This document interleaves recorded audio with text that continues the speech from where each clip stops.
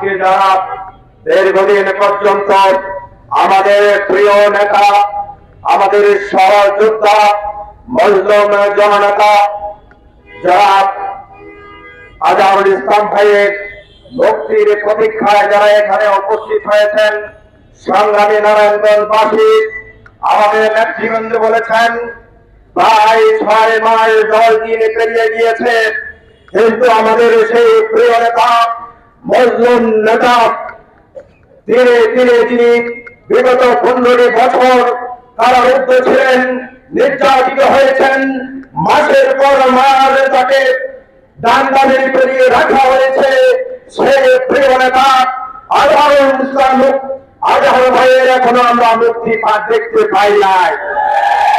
সেজন্য আমরা অত্যন্ত রাগরুদ্ধ, হতবাক এবং বিস্মিত।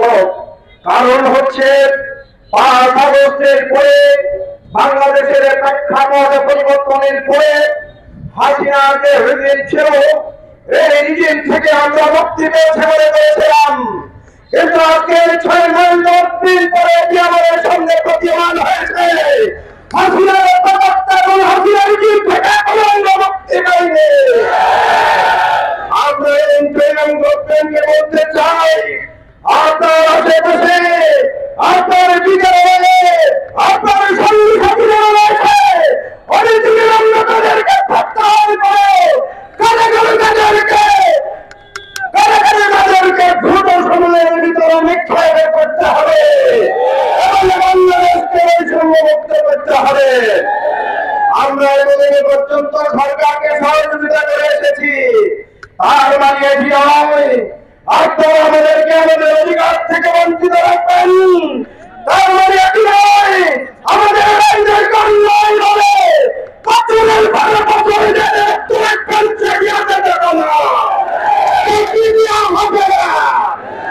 এজন্য আমরা আমাদের উচ্চ আদালত সর্ব জায়গায় যারা রয়েছেন তাদের উদ্দেশ্যে বলতে চাই, প্রকৃতপক্ষে বৈষম্যমুক্ত বাংলাদেশ যদি আমরা করতে চাই, আমরা যদি মজলুমের আহারের দিকে বাংলাদেশকে রক্ষা করতে চাই, শ্রমিক মেহনতি জনতার আমরা যদি তাদের কষ্টগুলোকে লাঘব করতে চাই, প্রকৃতপক্ষে সব জায়গায়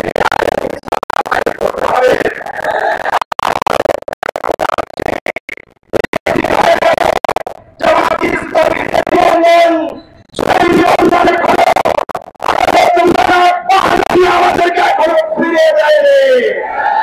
তাহলে আমরা বলবো না হাসিনার লঞ্চে কাইলে আমাদের এই কষ্ট চাপিয়ে দিয়েছিল, বৈষম্য করেছিল, এখনো সেই বৈষম্য চলছে।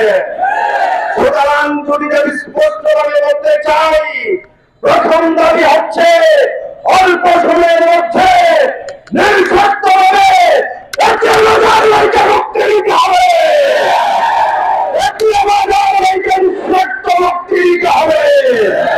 দ্বিতীয় বিষয় হলো বাংলাদেশের মানুষের এই নতুন স্বাধীনতা আন্দোলনে জামাত ইসলামী নতুন করে বাংলাদেশের মানুষকে দেখিয়ে দিয়েছে, বাংলাদেশের মানুষের অধিকার আদায়ের জন্য জালিমের বিরুদ্ধে রুখে দাঁড়াতে হবে।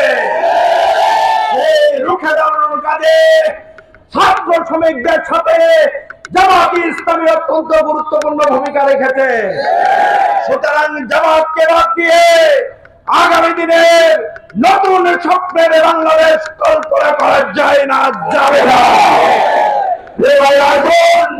নারায়ণগঞ্জে যে কোনো বৈষম্যের বিরুদ্ধে আমরা একাকার হয়ে কাজ করবো ইনশাআল্লাহ। নারায়ণগঞ্জবাসীকে জানাতে চাই আমরা আপনাদের সাথে আছি, আপনারা আমাদের সাথে থাকবেন ইনশাআল্লাহ।